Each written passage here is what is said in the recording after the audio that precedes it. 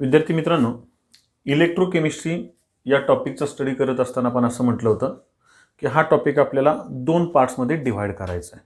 Okay, एक म्हणजे electrical energy converted to chemical energy at that time that device is called as the electrolytic cell, and second one is the chemical energy converted to electrical energy and that device is called as the galvanic या voltaic cell. Okay, आता electrochemistry याच्यामध्ये आजचं जे आपलं lecture आहे इथं आपला जवळपास निम्मा टॉपिक संपून जाईल, म्हणजे इलेक्ट्रोलिसिसचा जो काही भाग आहे तो संपून जाईल. आता आपल्याला जे शेवटचं आर्टिकल या पार्टमधलं टॉपिकमधलं नाही, टॉपिक अजून निम्मा आपला शिल्लक आहे, मेजरमेंट ऑफ कंडक्टिव्हिटी घ्यायचं आहे. म्हणजे suppose for example Wien you know what is the conductivity जर आपल्याला माहिती आहे तर कंडक्टिव्हिटी जर आपण का कॅल्क्युलेट केली तर त्याच्यावरून आपण त्याची काय कॅल्क्युलेट करू शकतो, मोलार कंडक्टिव्हिटी. म्हणजे for the calculation of molar conductivity you must know what is the conductivity of that solution. मग ही कंडक्टिव्हिटी आपण फाइंड आउट कशी करायची हे या आर्टिकलमध्ये शिकायचं आहे. ॲक्च्युली हे जे आर्टिकल आहे हे तुम्हाला फिजिक्समध्ये सुद्धा आहे, फिजिक्सच्या टेक्स्टबुकमध्ये तुम्हाला दिसेल, त्याच्यामध्ये पण जरा थोडंसं उलट डीपमध्ये असेल. आपल्याकडे जेवढा आहे तेवढा आपण क्लिअर करूया. आता सुरुवातीला काय करूया, हा जो एक पार्ट आहे, मी डायग्राम अगोदर काढून ठेवली कारण की आपल्याला नंतर पुढे वेळ जाऊ नये म्हणून. हा जो एक पार्ट आहे याला कंडक्टिव्हिटी सेल म्हणायचं. ठीक आहे, आता in this conductivity cell you know very well these are the two platinum plates. And when suppose for example this platinum plate which can be having the length and width, it is the 1 centimeter by 1 centimeter like that one. Okay, this one it is a solution.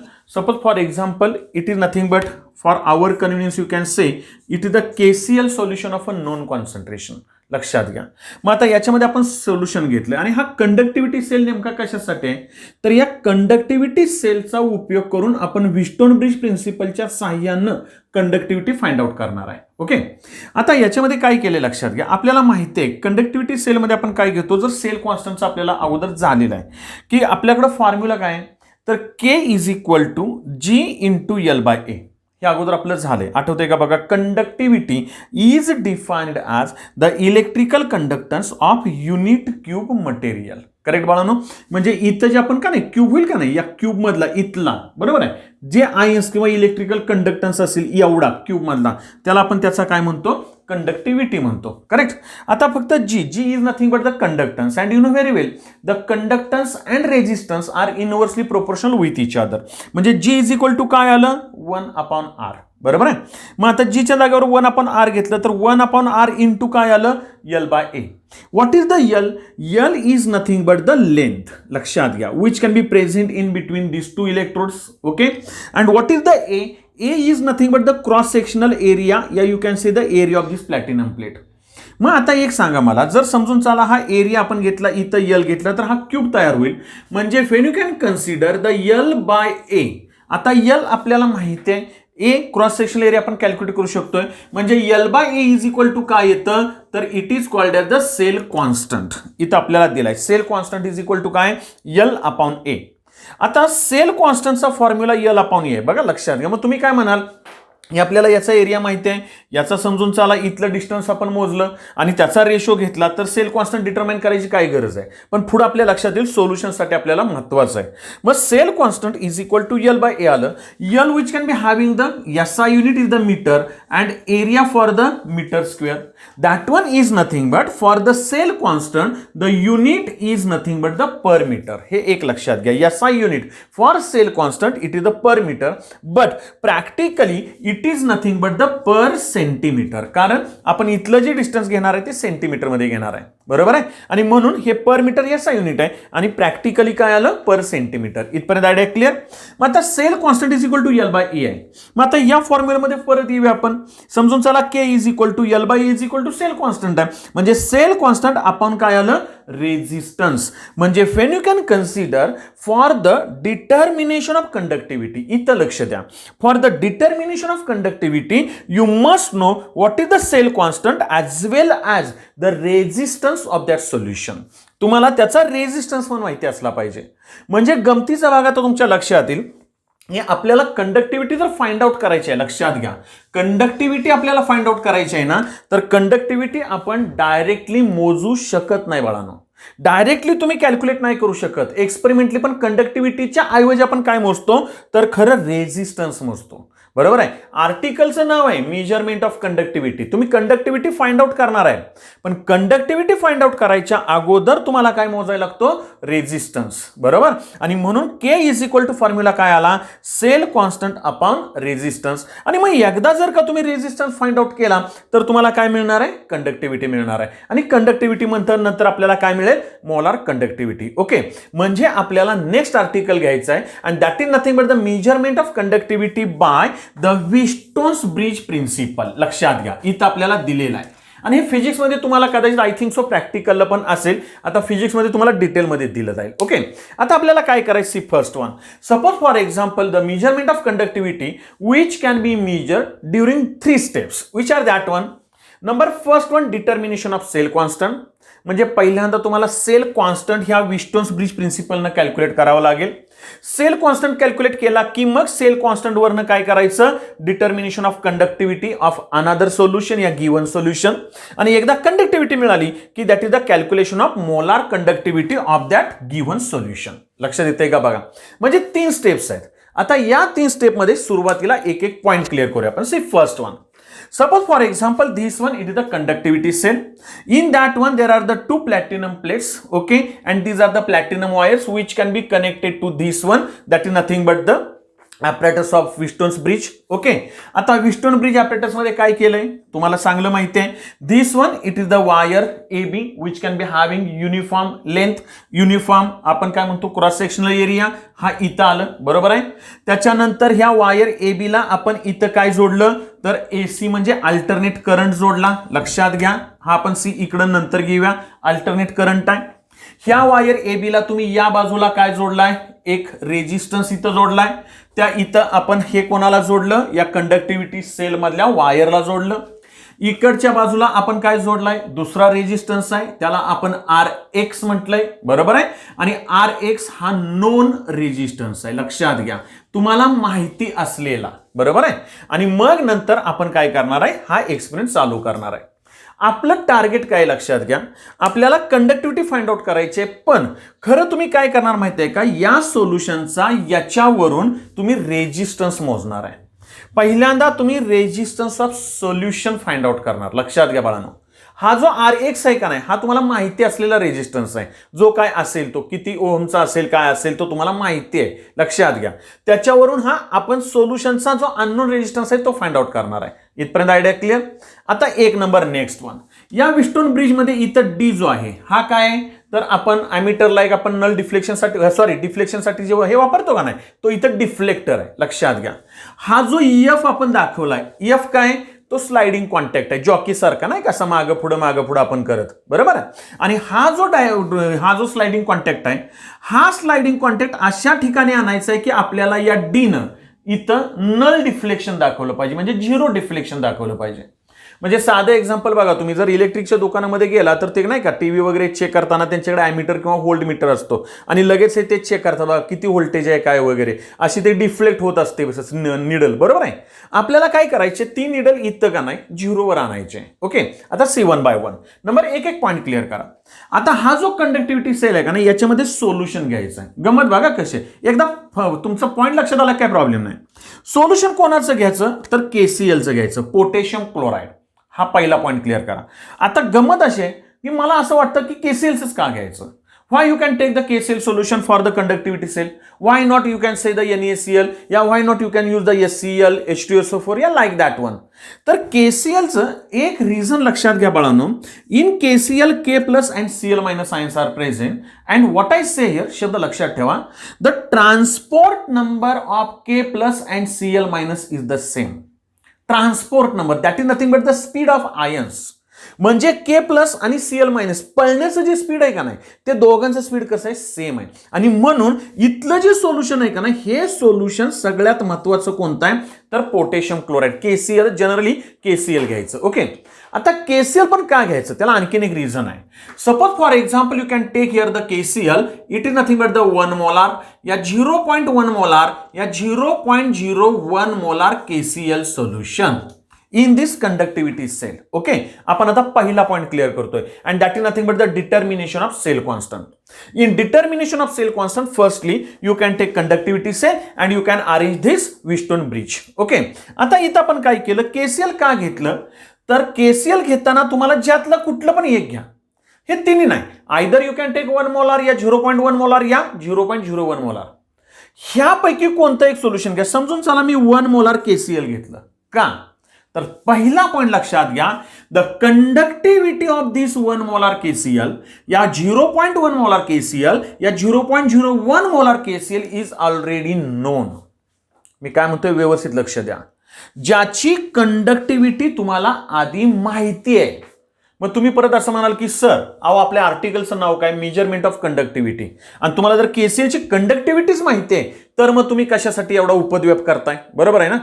आपल्याला केसीएलची नाही conductivity काढायची, आपल्याला दुसऱ्या सोल्युशनची conductivity find out करायची आहे बाळांनो. आणि दुसऱ्या सोल्युशनचं आपण बाजूलाच ठेवलंय, अजून आपण त्याला हात पण नाही लावलेला. म्हणजे पहिल्यांदा तुम्हाला ज्याची कंडक्टिव्हिटी माहिती आहे ना केसीएलची, ते सोल्युशन घेतलं कशासाठी, तर त्याच्यामुळं तुम्हाला त्याचा सेल कॉन्स्टंट फाइंड आउट करता येईल.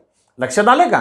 म्हणजे सेल कॉन्स्टंट फाइंड आउट करायसाठी पहिल्या स्टेपमध्ये for the determination of cell constant you take a solution of this 1 molar KCl and of this concentration of this KCl in the conductivity cell whose conductivity is already known conductivity. Okay, and that conductivity cell which can be connected to this Wheatstone bridge principle. Okay, आणि मग मागाशी आपण त्याचं explanation घेतलेलं आहे.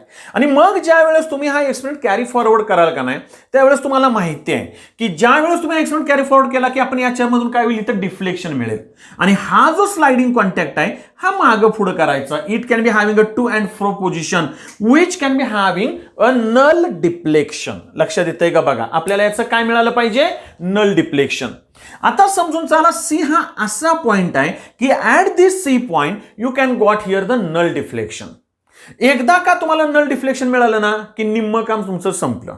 आणि ते कोणत्या पॉइंटला मिळालं, तर सी पॉइंटला. आता गमत बघा, तुमचं फिजिक्स तुम्हाला काय सांगतं बाळांनो, की हा जो रेझिस्टन्स आहे, बरोबर आहे, नोन रेझिस्टन्स, हा कुणाला प्रोपोर्शनल असणार, तर लेंथ BC ला प्रोपोर्शनल असणार आहे.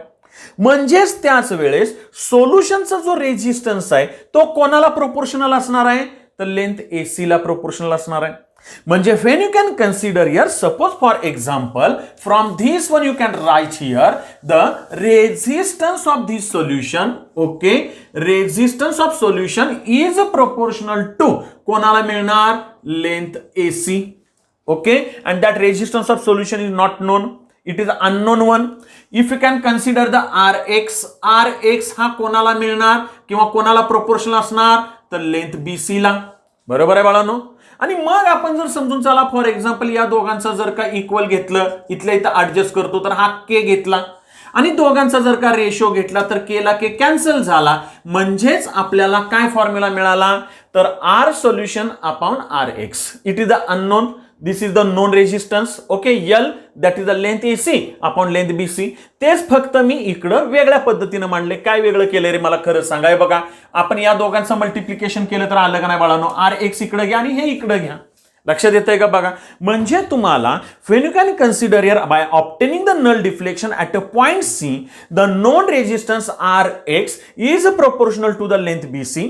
The unknown resistance, it is the resistance of a solution, is proportional to the length AC, and you can measure the length BC and length AC, correct? And you can having the equation resistance of solution upon length AC is equal to resistance of that known at RX upon length BC. असं लिहिलं तरी चालेल, असं लिहिलं तरी चालेल बाळांनो, काही प्रॉब्लेम नाही. आता तुम्हाला हा माहिती नाहीये, म्हणजे मग हा कॅल्क्युलेट करायचं तर काय फॉर्म्युला येईल, तर resistance of solution is equal to काय मिळालं मला सांगा, known resistance RX multiplied by length AC upon length BC. आता ह्या दोन लेंथ जर तुम्ही मोजल्या आणि तुम्हाला हा रेजिस्टन्स ऑलरेडी माहिती आहे, म्हणजे तुम्ही इथं याच्यामध्ये रेजिस्टन्स ऑफ सोल्युशन कॅल्क्युलेट केला. कोणाचा, तर या केसीएल सोल्युशनचा. आता लक्षात आलं का? आणि केसीएल सोल्युशनचा रेजिस्टन्स कॅल्क्युलेट केल्यानंतर आता लक्ष द्या, इथं खरी गंमत आहे की by knowing the resistance of this solution, that resistance of solution which can be multiplied by the conductivity of KCl at that time you can obtain the cell constant. का? तर आता इथं येतो. What is the formula for conductivity? The conductivity is equal to cell constant upon resistance आहे. मग बाळांनो मला एक सांगा ना, समजून चला, मला जर सेल कॉन्स्टंट पाहिजे असेल तर काय फॉर्म्युला आता लिहायची गरज आहे का? मला सांगा. कंडक्टिव्हिटी इंटू काय येईल? रेजिस्टन्स. कोणाची कंडक्टिव्हिटी? केसीएल ची, इथली, जी तुम्हाला ऑलरेडी माहिती आहे. रेजिस्टन्स ऑफ सोल्युशन कोणाचा? केसीएलचा, की जो तुम्ही आता मोजलेला आहे. लक्षात येतंय का बघा? म्हणजे by multiplication of this one, conductivity of KCl which is already known and the resistance of that KCl solution, the product of this two, it is equal to cell constant. आणि हा कॉन्स्टंट असणार आहे. म्हणजे conductivity सेलचा एकदा का sale constant मिळाला की मग तुम्ही इथं कोणतंही सोल्युशन वापरा ना, मग काय प्रॉब्लेम येणार नाही. म्हणजे पहिल्यांदा तुम्हाला बाळांनो काय फाइंड आउट करावं लागेल? तर cell constant of that given solution. आता डोक्यात आलं? या cell constant of that given conductivity cell, याचा तुम्ही पहिल्यांदा काय फाइंड आउट करा? Cell constant. आता मला एकदा सेल कॉन्स्टंट मिळाला की मी काय करणार? आता जरा थोडं लक्ष द्या. मग सेल कॉन्स्टंट मिळाला ना की मी या कंडक्टिव्हिटी सेल मधलं केसीएलचं सोल्युशन काढून देणार, बाजूला घेणार. बरोबर आहे? मी थोडंसं रिमूव्ह केलं ते, आणि मग त्याच्यानंतर मला ज्या सोल्युशनची कंडक्टिव्हिटी फाइंड आउट करायची, जी मला माहित नाहीये, मग कुठलंही सोल्युशन असेल ते सोल्युशन मी इथं घेणार. म्हणजे आता इथलं जे सोल्युशन आहे हे सोल्युशन माझ्यासाठी अननोन आहे, की ज्याचा मला काय काढायचं आहे? कंडक्टिव्हिटी काढायची आहे. पण मी कंडक्टिव्हिटी डायरेक्ट नाही मोजू शकत, मी त्याचा काय मोजू शकतो? रेजिस्टन्स. आता लक्षात आलं का बघा? म्हणजे मी परत काय करणार? याच्यातलं केसीएल सोल्युशन बाजूला घेणार. केसीएल सोल्युशन काढून घेतलं की मला ज्या सोल्युशनची कंडक्टिव्हिटी मोजायची ते मी इथं घेणार, आणि आहे हाच एक्सपेरिमेंट परत एकदा करणार. मी काय म्हटलं लक्षात घ्या? आहे हाच एक्सपेरिमेंट मी परत एकदा करणार. म्हणजे मी काय मोजणार? तर that is nothing but the resistance of this unknown solution. Okay, मग रेजिस्टन्स जर का मी मोजला, and that will is nothing but the resistance of this unknown solution. By knowing the resistance of this unknown solution you know what is the cell constant, and according to the formula of the conductivity is equal to cell constant upon resistance. मग आपल्याला काय मिळालं? Conductivity is equal to cell constant upon resistance of that solution. म्हणजे हे जे solution आहे का नाही, हे कोणतं आहे? अननोन सोल्युशन, गिव्हन सोल्युशन आहे. म्हणजे determination of the conductivity of given solution can be calculated by the K is equal to cell constant upon resistance of a solution. लक्षात आलं बाळांनो? आणि अननोन सोल्युशनची जर का कंडक्टिव्हिटी मिळाली की मग त्याच्या पुढे काय येणार आहे? मग एकदम सिंपल आहे, and that one is nothing but the calculation of the molar conductivity of that unknown solution, या given solution, which is equal to काय येणार? लॅम्बडा इज इक्वल टू झालेला आहे आपल्याला, that is the 1000 into K upon C. मग 1000 हा constant आहे, K इथं कॅल्क्युलेट केला, upon C what will be the concentration you can be given here. समजून चला, फॉर एक्झाम्पल तुम्ही काय घेतलेलं असेल ते कॉन्सन्ट्रेशन, म्हणजे lambda is equal to 1000 K upon C. ह्या फॉर्म्युलानं तुम्ही काय मोजू शकता? तर molar conductivity of that solution. आणि एक लक्षात घ्या, आपल्याला या नवीन सिलेबसमध्ये याच्यावर कुठं न्यूमेरिकल आपल्याला दिलेलं नाहीये, पण समजून चला, फॉर एक्झाम्पल सीईटीला जर आलं ना तर तुम्हाला हे 3 फॉर्म्युले माहिती पाहिजेत बाळांनो. लक्षात घ्या, त्यातला हा फॉर्म्युला तर सोपाच आहे. जर हे इकडं येतंय तर याचा काही प्रॉब्लेम नाही. फक्त एक सांगू का, या आर्टिकलमध्ये तुमचं कन्फ्युजन कुठं होतं माहिती आहे का? की आपल्याला आर्टिकलचं नाव आहे मेजरमेंट ऑफ कंडक्टिव्हिटी. लक्षात घ्या, पण कंडक्टिव्हिटीच्या ऐवजी तुम्ही मोजता काय? तर रेजिस्टन्स मोजता. तुम्हाला परत असं वाटतं की हा आणि हा सेम आहे. नाही, हा जो रेजिस्टन्स आहे ना तो केसीएलचा आहे. लक्षात घ्या, आणि म्हणून पहिल्यांदा तुम्ही सेल कॉन्स्टंट फाइंड आउट केला. लक्षात आलं का बघा? आणि एकदा हा तुम्हाला सेल कॉन्स्टंट मिळाला ना की तो कॉन्स्टंट आहे ना, मग कोणत्याही सोल्युशनला सेल कॉन्स्टंट सेम राहणार आहे बाळांनो, म्हणून तर आपण कॉन्स्टंट म्हणलं. मग परत आपण काय केलं? त्याच्यातलं केसीएल सोल्युशन बाजूला काढलं आणि मग नवीन सोल्युशन घेतलं ना, त्याचा हा रेजिस्टन्स आहे. लक्षात आलं का? गिव्हन सोल्युशनचा हा रेजिस्टन्स आहे. सेल कॉन्स्टंट जर फाइंड आउट केलाय म्हणजे तुम्हाला गिव्हन सोल्युशनची काय मिळाली? कंडक्टिव्हिटी. आणि त्याचा वापर करून तुम्ही काय काढली? त्या गिव्हन सोल्युशनची मोलार कंडक्टिव्हिटी. इथपर्यंत आयडिया क्लिअर? याच्याशी रिलेटेड थोडीशी न्यूमेरिकल्स बघून ठेवा. आता काय मी न्यूमेरिकल्स का घेत नाही तर आपल्या या सिलेबसमध्ये मी बघितलं नवीन सिलेबसमध्ये याच्यावर काय न्यूमेरिकल दिलेलं नाही, पण याच्यामध्ये जर आलं तर आपल्याला सोडवता आलं पाहिजे. आता सगळ्यात महत्त्वाची गोष्ट काय तर इथपर्यंतचा आपला हा निम्मा टॉपिक संपलेला आहे. म्हणजे पहिला जो पार्ट तुम्हाला सुरुवातीला म्हटलं की electrical energy converted to chemical energy and that is nothing but the electrolysis या you can say electrolytic cell. तर हे काय झालंय आपलं इथं पूर्ण झालंय. आता नेक्स्ट पार्ट टॉपिक तोच आहे लक्षात घ्या, पण नेक्स्ट पार्टमध्ये नेक्स्ट व्हिडिओमधून आपण आता काय करायचं आहे तर we can discuss the what are the galvanic cells. आता गॅल्व्हॅनिक सेलचं डिस्कशन करताना तुम्हाला मी खरं सांगतो पुस्तकाप्रमाणे माझे जरा प्रॉब्लेम एक आहे. मला एक कॉमेंट अशी आली होती की सर तुम्ही पुढचं घेताय मग मागचे अगोदरचे पॉईंट्स का घेत नाहीये. तर माझं एक मत असं आहे की पॉईंट आपण सिक्वेन्स वाईज घेण्यापेक्षा आपल्याला समजणं गरजेचं आहे. आणि म्हणून गॅल्व्हॅनिक सेलमध्ये सुद्धा मी माझ्या आपल्या जर पुस्तक दिलंय त्या सिक्वेन्सनं जाईल याची गॅरंटी नाहीये. थोडंसं तुम्हाला आधी प्रॅक्टिस करून घेतो. त्याच्यामध्ये तुम्हाला काय शिकायचं आहे? इलेक्ट्रोड म्हणजे काय, ॲनोड कॅथोड. जर तुम्हाला वाटेल इथं सोपं आहे मग परत तेच का तर तिथं जरा थोडं चेंज आहे ते बघूया. त्याच्यानंतर सेल कसा तयार करायचा, त्याच्यामध्ये सेल रिॲक्शन्स कशा लिहायच्या, त्या सेलमध्ये ऑक्सिडेशन कोणाचं होणार, रिडक्शन कोणाचं होणार बाळांनो, त्याचंच का ऑक्सिडेशन याचंच का रिडक्शन, यालाही रिझन्स आहेत. त्याच्यानंतर मग त्याचा ईएमएफ ऑफ सेल कॅल्क्युलेट कसा करायचा जे फिजिक्सला पण तुम्हाला उपयोगाचं आहे. लक्षात येतंय का बघा? गेल्या वर्षी 11वीच्या पुस्तकामध्ये रेडॉक्स रिॲक्शनमध्ये तुम्ही आणखीन एक बघून ठेवा जरा थोडंसं पुढच्या लेक्चरच्या अगोदर आपण इलेक्ट्रोकेमिकल सिरीज किंवा ईएमएफ सिरीज शिकलेलो आहे. 11च्या आपल्याला सिलेबसला होतं रेडॉक्स रिॲक्शनमध्ये बरोबर. त्याच्यामध्येच तुम्हाला डॅनियल सेल झाला होता. Daniel cell is the basic cell in galvanic cell. लक्षात घ्या. म्हणजे डॅनियल सेलचा पण मी थोडासा रेफरन्स घेणार आहे. 11वीमध्ये जरी झाला असला तरी आपलं काय होईल फार तर एखादं लेक्चर वाढेल, एखादा व्हिडिओ जास्त होईल, पण समजणं गरजेचं आहे. आणि मग त्याच्यानंतर मी परत आणखीन मग गॅल्व्हॅनिक सेलकडे येऊन मग परत सुरुवातीपासून घेणार आहे. लक्षात घ्या. त्याच्यामध्ये परत तुम्हाला एक आहे ऑक्सिडेशन पोटेन्शियल म्हणजे काय, रिडक्शन पोटेन्शियल म्हणजे काय. बरं आता गमत अशी आहे आपल्या सिलेबसला फक्त रिडक्शन पोटेन्शियल आहे लक्षात घ्या. पण आपल्याला जर एनसीईआरटी मध्ये विचारलं किंवा समजा जेईला विचारलं चुकून तिने ऑक्सिडेशन पोटेन्शियल पण दिलं आपल्याला कन्सिडर करा तर ते पण आपल्याला कळलं पाहिजे. शेवटी कसं आपण तयार पाहिजे, कोणत्याही गोष्टीला आपण तयार पाहिजे. म्हणजे इथपर्यंत आपला हा निम्मा पार्ट संपलेला आहे. आता पुढचा पार्ट आपण नेक्स्ट लेक्चर पासून चालू करूया. Thank you very much.